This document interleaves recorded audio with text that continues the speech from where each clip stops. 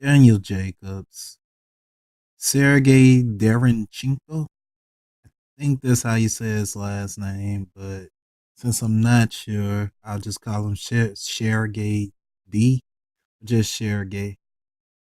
I had no idea about this Sergey Daniel Jacobs was about to fight for one of HBO's last major boxing events. I didn't know what to expect from the fight. All had heard was that he was another Eastern European boxer, and that him and Daniel Jacobs had fought under the same trainer.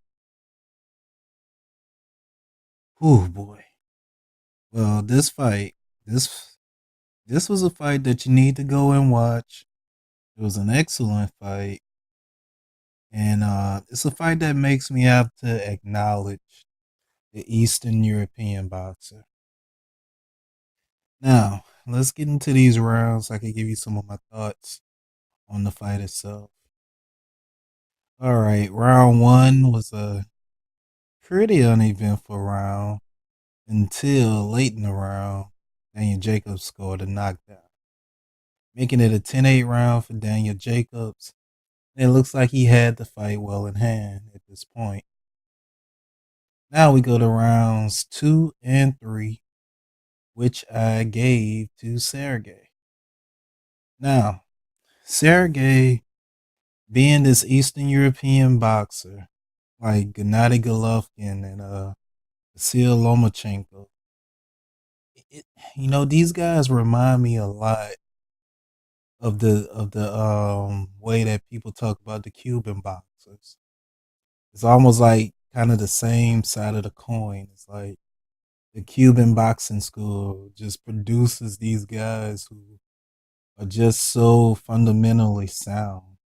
And Sergey is cut from that same cloth for the Eastern Europeans. He came in with great technique and a lot of great work ethic. But anyways, I gave rounds 2 and 3 to Sergey. Now for round 4, I gave it to Jacobs. This was a close round. I think that Jacobs' power made a difference. So, at this point, it's 2 rounds to 2. But remember, round one was a 10-8 round for Jacobs. So for round 5, I gave it to Sergey. It was a close round, but I gave it to Sergey. He would at times just outwork Jacobs. And once again, just very good fundamentals. Now, at this point, round 6 through 8, I gave to Jacobs.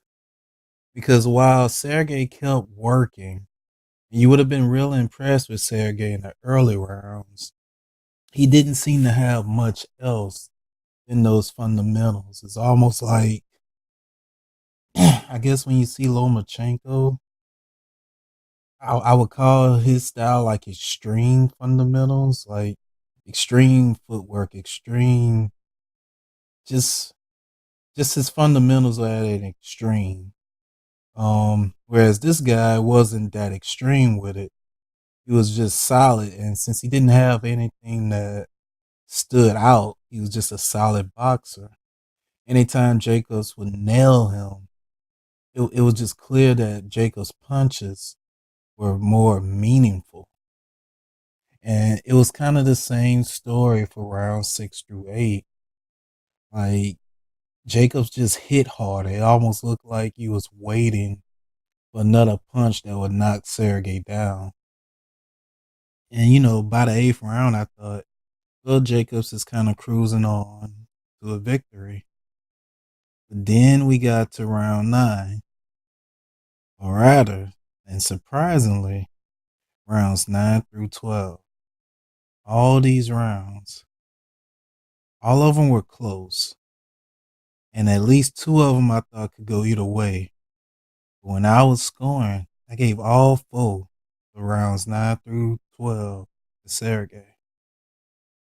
There were times where he would just outwork Jacobs. Like, Jacobs definitely hit the harder shots.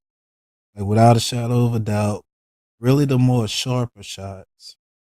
And you could say that most of the rounds that Jacobs won, he won them more convincingly than I would say the rounds that Sergey won.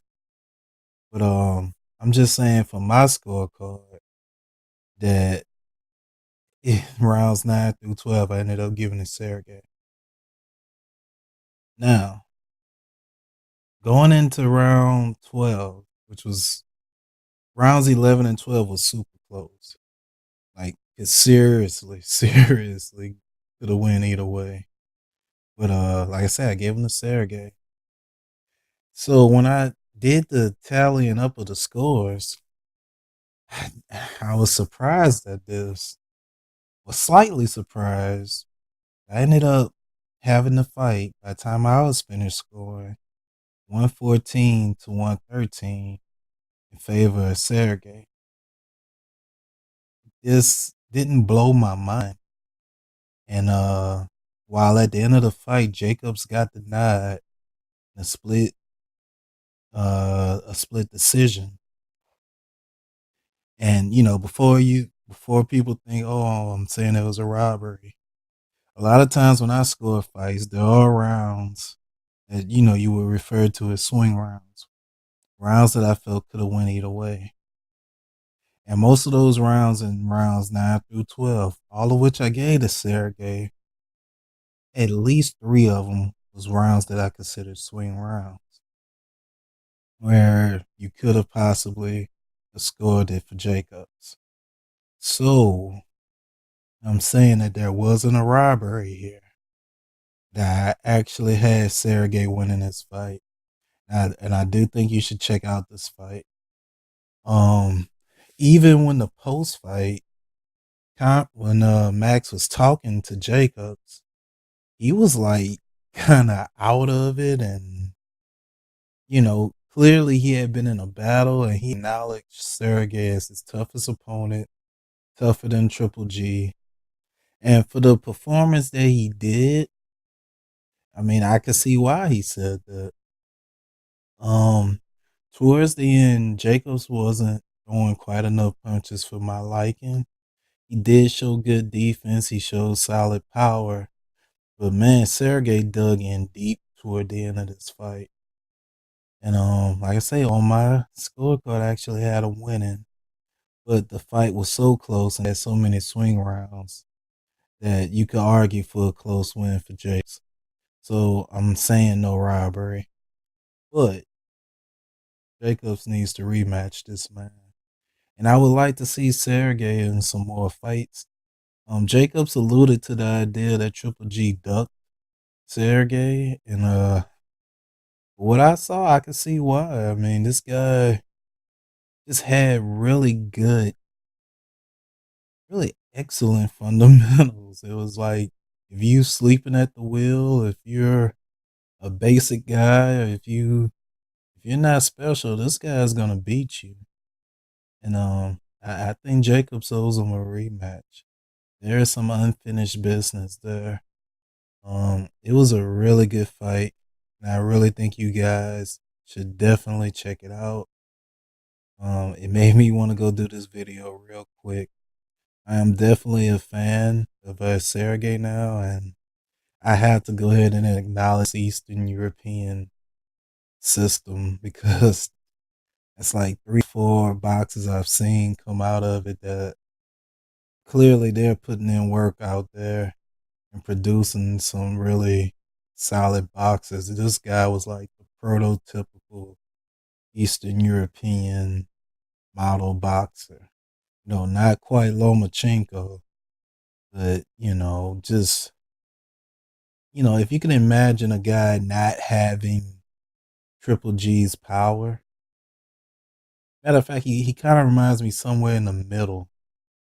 Like he didn't have the power to really give it to Jacobs. Like if he had power, Jacobs would have lost it maybe pretty decisively. But he had the heart and he was all over Jacobs and he kind of did what he needed to do to win.